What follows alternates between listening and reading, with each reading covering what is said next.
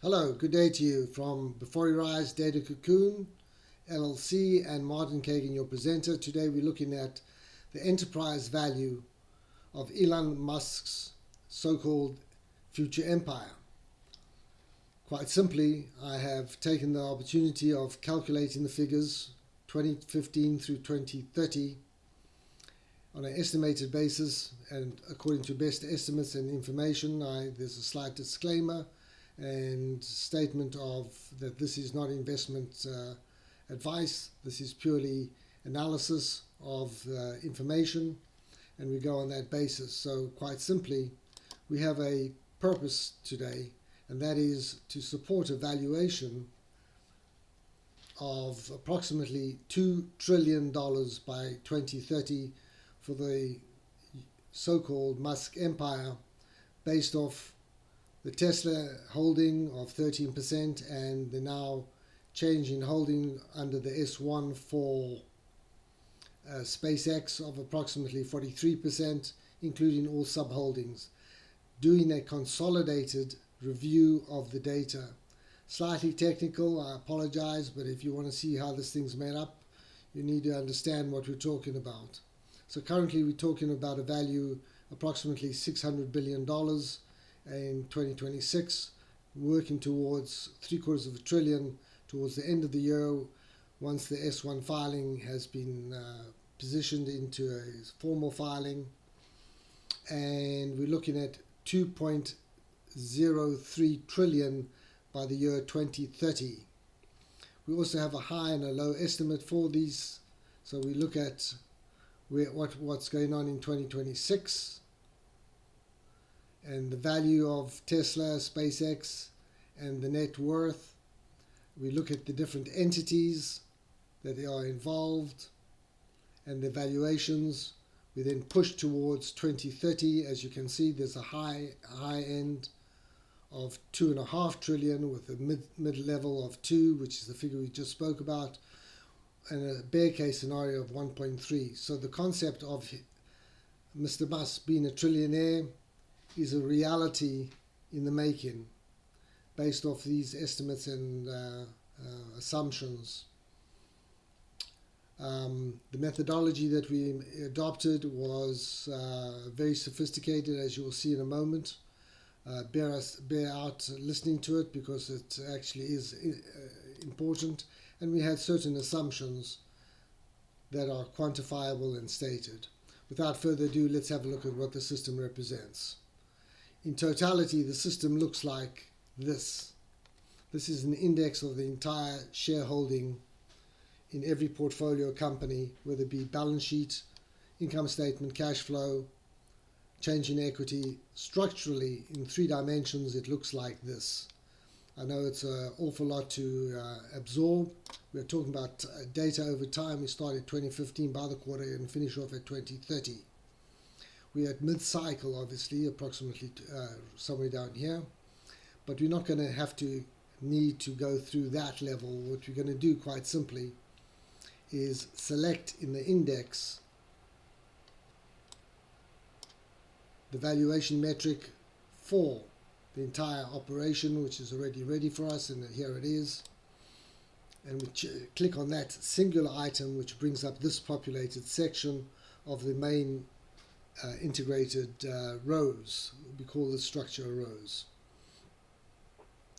And we look directly at the holding.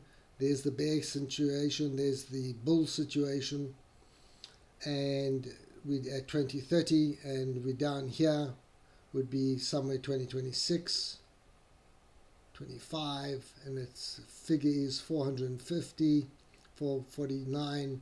We're pretty spot on to current estimates of his net worth, and this escalates clearly both on the bull and the bear scenario based off the growth, and each one of these sections is a bull and bear case for every one of the entities. So this would be Tesla, his percentage holding.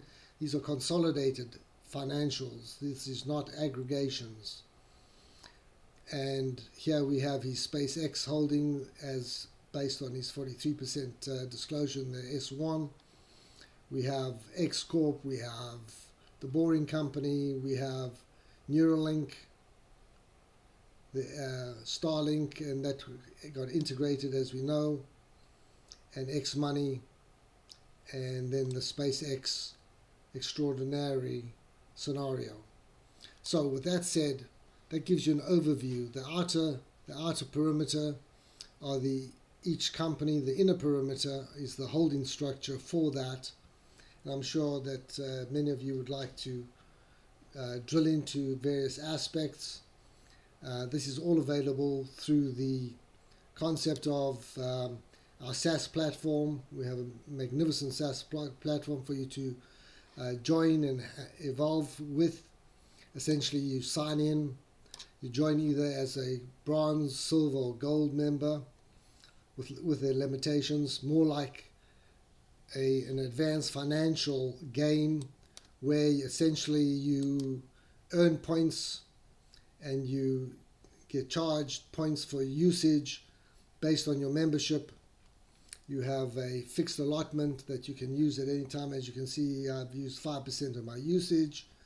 I've done 32 actions. I'm at a gold level. I'm able to see the system itself, which we just saw.